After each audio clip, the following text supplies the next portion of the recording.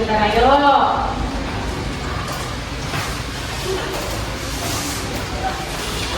Apakah sudah bersih? Sudah, Ibu. Sebelum memulai pembelajaran, kita berdoa dulu ya. Ya, Ibu. Dipimpin oleh Lija. Ayo Lija. Sebelum kita belajar, baiknya kita membaca doa. Doa mulai.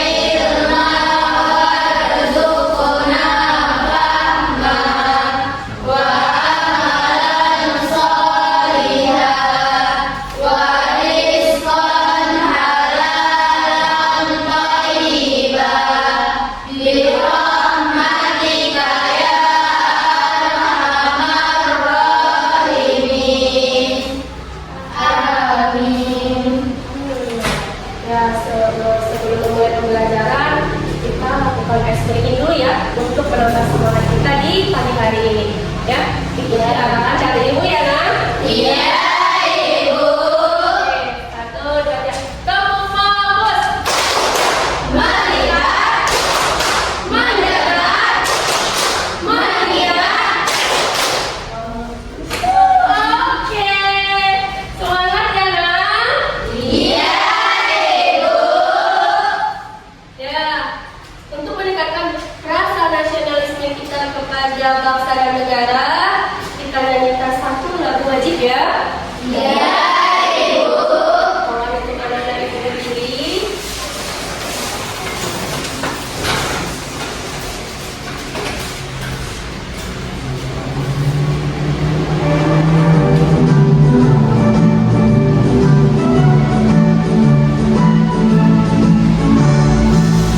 Garuda Pancasila, akulah pendukungmu.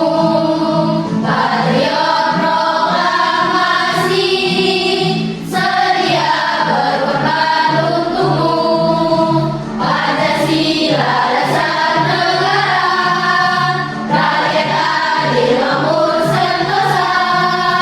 Pribadi bangsaku, ayo maju, maju, ayo maju, maju, ayo maju, maju. Garuda Pancasila, akulah pendukungmu. Patriot proklamasi, sedia berkorban untukmu. Pancasila dasar negara, rakyat adil makmur sentosa. Pribadi bangsaku, ayo maju, maju, ayo maju, maju, ayo maju, maju. Silahkan duduk kembali, Nak. Ya, ibu absen dulu ya. Gunakan materi minggu lalu. Minggu lalu kita belajar tentang alat kesehatan. Tanyakan dulu alat kesehatan itu fungsinya. Yang pertama, apa fungsi dari tourniquet? Cuci tangan dingin-dingin, Nak. Ya, Aulia. Untuk membantu pembuluh darah. Oke, mana sekali. Materi kita hari ini adalah tentang desinfeksi. Adapun tujuan pembelajaran kita adalah yang pertama adalah siswa mampu menjelaskan pengertian desinfeksi. Yang kedua, siswa mampu menyebutkan jenis-jenis larutan desinfektan. Yang ketiga, siswa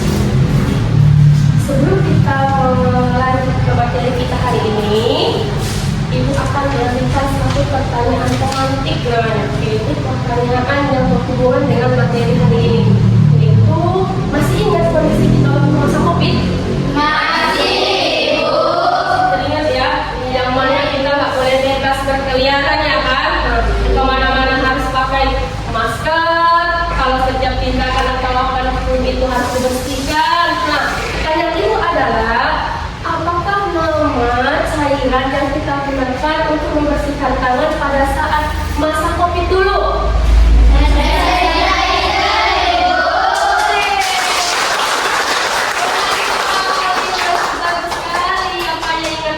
Ya, hand sanitizer yang kita bahas hari ini adalah materinya tentang apa isi daripada larutan hand sanitizer itu, yaitu bisa dibilang adalah juga larutan desinfektan.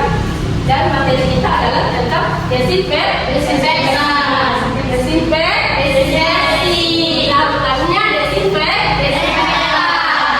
Coba kan nonton satu video yang mari kita sama-sama saksikan, yang mana nanti video ini akan memberikan sedikit banyak penjelasan tentang materi kita hari ini.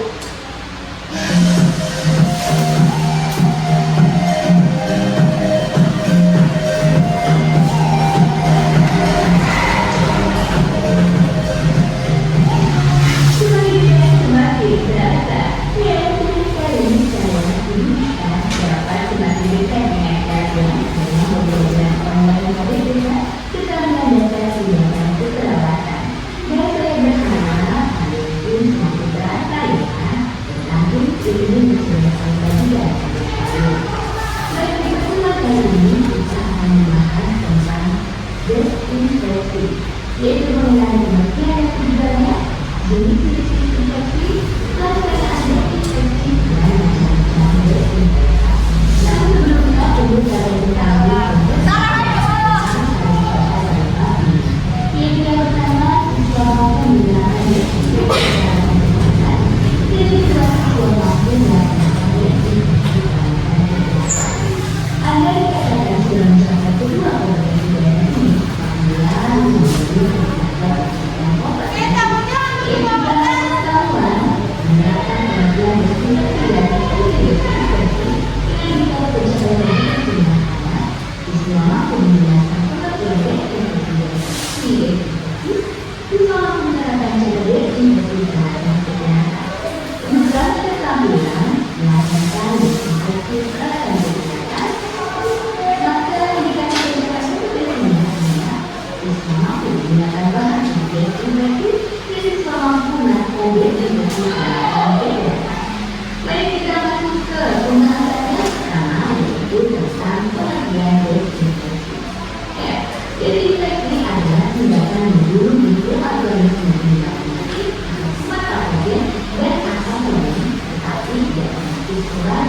Dengan bahan kimia atau secara fisik. Ya, sekolah ini adalah suatu atau beberapa sel yang dijemput oleh lapisan klinis daripada tekanan hidup yang ekstrim. Misalnya hidup tinggi atau sel yang rendah. Ya, prinsipnya juga dari infeksi ini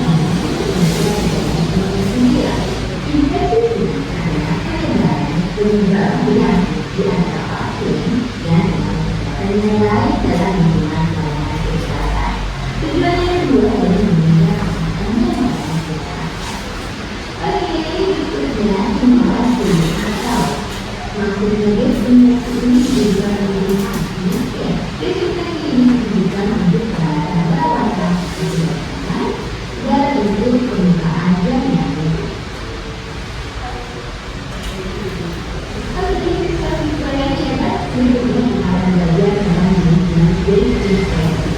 Yang pertama adalah desinfeksi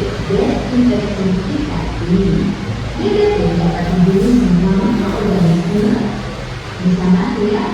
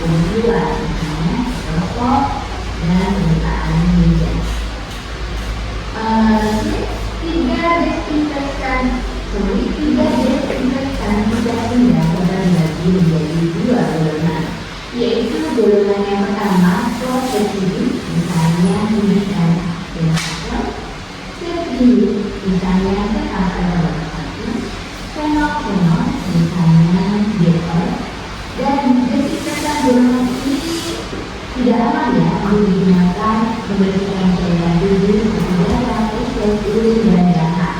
Dan membersihkan peralatan berkadar tubuh, misalnya tentang yang sedang berat, jenis desinfektan yang terjadi tidak aman. Dan chlorhexidine dan tertulis dapat digunakan sebagai desinfektan kulit. Fenol tersebut katanya dapat digunakan untuk membersihkan lantai yang terawat seperti meja dan lemari, namun penggunaan air dan sabun saya dengan dalam ini. Oke, kalau tentang contoh desinfektan untuk tingkat minyak menggunakan pada alat yang diusahakan sendiri, misalnya glutarate 2%, hidrogen peroksida 6%, ortoprandetik asam melakukan kurang dari 1%. Ini semua tadi merupakan desinfektan dengan kategori high level desinfektan atau HLD. Ini juga cara-cara desinfeksi tingkat tinggi, yaitu dengan cara rebus, mengukus, dan cara kimia. Merebus, mengukus, dan cara kimia. Untuk cara rebus, yang pertama, Anda menghitung waktu saat air mendidih. Merebus selama 20 menit dalam tangki tertutup, dan pastikan seluruh alat harus terendam. Dan jangan menambah alat apapun ke air yang sudah mendidih. Dan pakai alat sesegera mungkin atau simpan dalam wadah tertutup dan terkenyang di desinfeksi kita ini masing-masing. Untuk cara rebus yang kedua yaitu mengukus akan mengukus selama 20 menit. Jika aktif sehingga air tetap mendidih. Waktu dihitung mulai saat keluarnya kuat dan jangan menunggu dan menunggu waktunya. Kemudian gas desinfektan dengan kontainer desinfeksi tingkat tinggi. Jenis desinfeksi tingkat tinggi yang berikutnya adalah caranya adalah dengan kimia, yaitu desinfektan kimia. DDT ini ada klorin 0,1%, formaldehyde 8%, glutarate 2%. Ya, caranya mengandung kontaminasi. Kontaminasi itu apa itu? Ini ya, dengan cuci gula lalu keringkan. Setelah itu alat direndam dalam melakukan desinfektan selama 20 menit. Ya, setelah gas dan air yang berubah dan dikeringkan di udara. Maksudnya seperti semacam dulu yang dianggap ya. Kemudian segera pakai atau disimpan dalam kontainer keringkan dan telah didesinfeksi tingkat tinggi. Oke, kita lanjutkan tentang pelaksanaan dari desinfeksi. Menurut Bapak desinfeksi dapat dilakukan dengan cara yaitu mencuci, mengoleskan, merendam, dan menjemur. Ya, mencuci boleh menggunakan tangan di dalam toilet. Oke. Demikian tadi siswa-siswa yang hebat tentang desinfeksi yang sudah saya sampaikan. Sudah selesai ya kita menonton videonya. Ya, Ibu. Ada yang dipahami dari menonton video kan? Ada, Ibu. Ibu akan membagikan dalam kelompok atau kelompok yang biasa saja, bentuk kelompok yang biasa kita pakai ya, bentuk kelompoknya, dan Ibu akan membagikan LKPD ataupun lembar kerja kalian.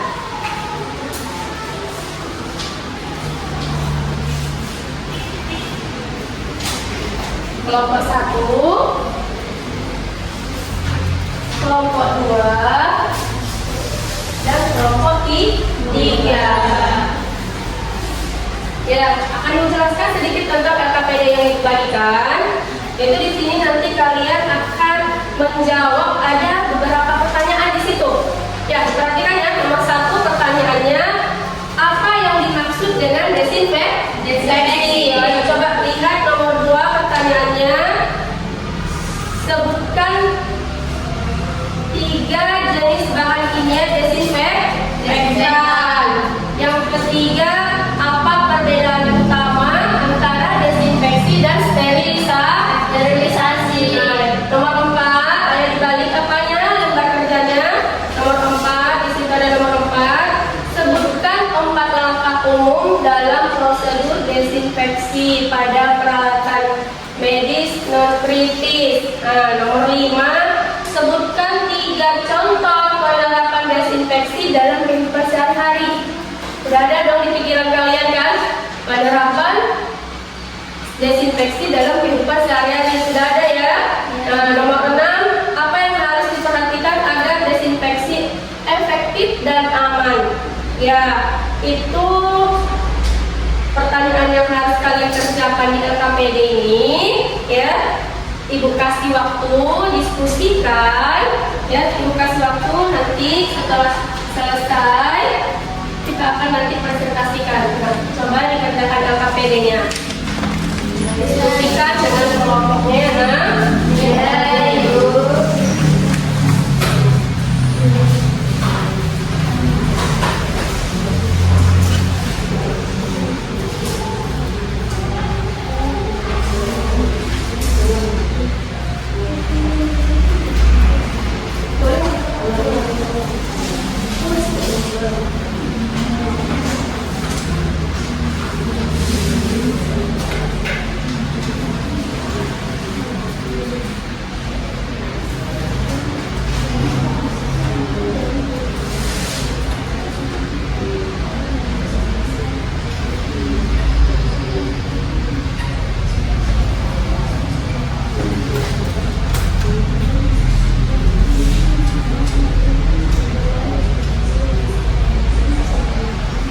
Kalau ada yang kurang dipahami, boleh tunjuk tangan, tanyakan pada ibu ya.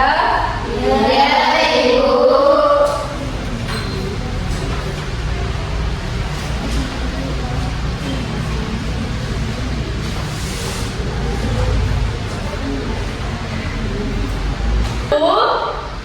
Kata apakah untuk pepaya? Oke, boleh dari sebelah utama.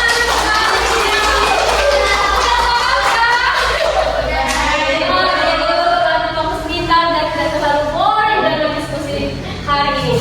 Ya, sekarang udah siap? Apanya? Kerja kelompoknya, LKPD-nya? Sekarang presentasikan, mulai nanti dari kelompok 1. Yuk, silakan.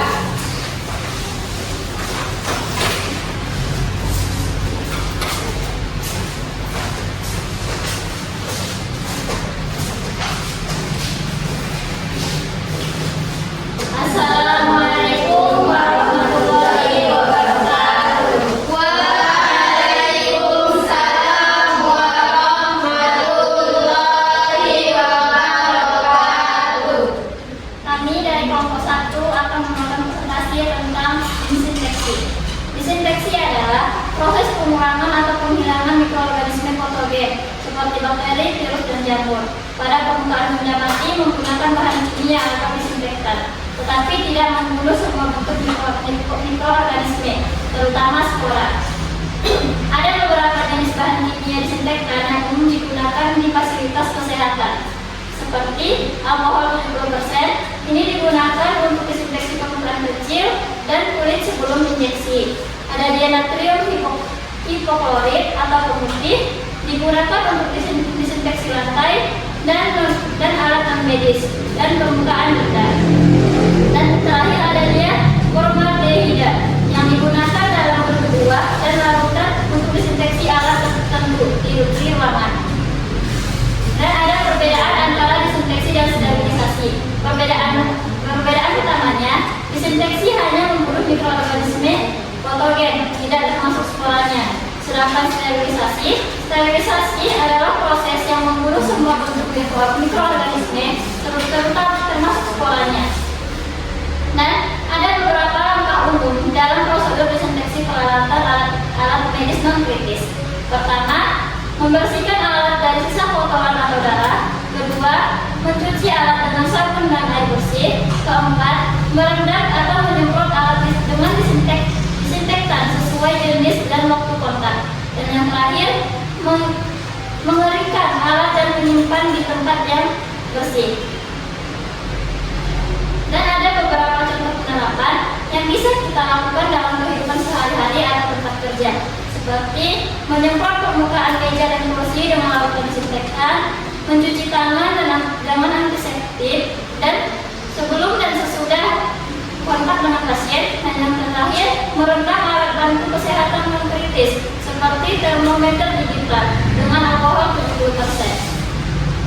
Dalam melakukan disinfektan, ada hal-hal yang harus kita perhatikan supaya proses desinfeksi kita aman dan efektif. Seperti gunakan desinfeksi sesuai kontraksi yang dianjurkan, pastikan waktu kontak antara disinfektan dan permukaan cukup lama, gunakan APD atau alat pelindung diri seperti sarung tangan dan masker, dan yang terakhir, simpan desinfeksi di tempat aman dan tertutup rapat. Setelah mempelajari desinfeksi, ada hal yang bisa kita terapkan dalam kehidupan sehari-hari kita, seperti terutama di rumah, seperti menyemprotkan desinfeksi di pegangan pintu dan meja secara rutin, dan menjaga kebersihan alat pribadi. Sekian presentasi dari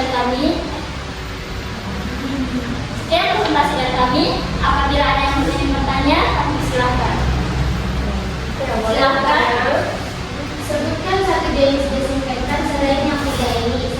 Alkohol 70%, 2. Natrium hidroklorid atau pemutih atau klorin, 3. Formalin. Saya akan menjawab pertanyaan nomor 3.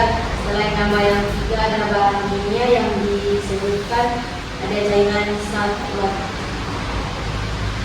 Dari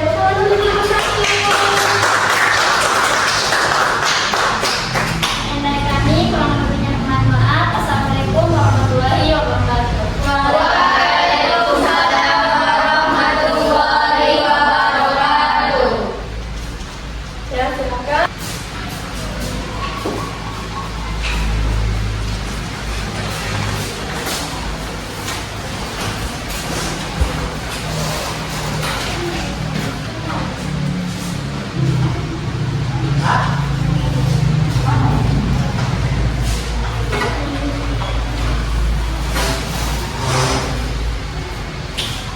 Ya, Ibu akan bacakan hasil dari diskusi kalian yang sudah nilai.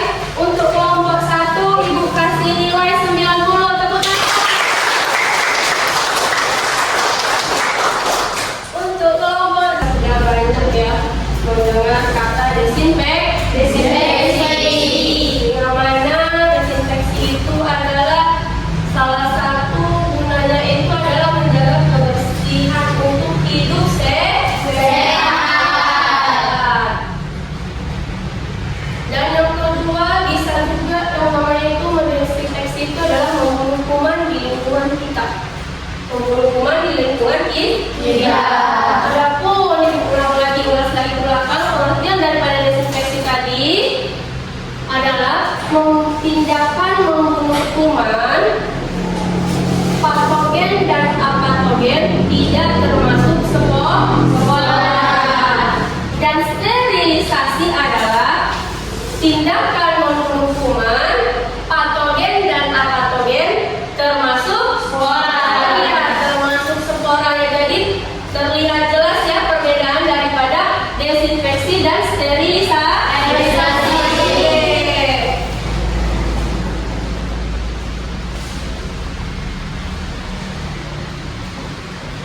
Mengapa desinfeksi itu penting?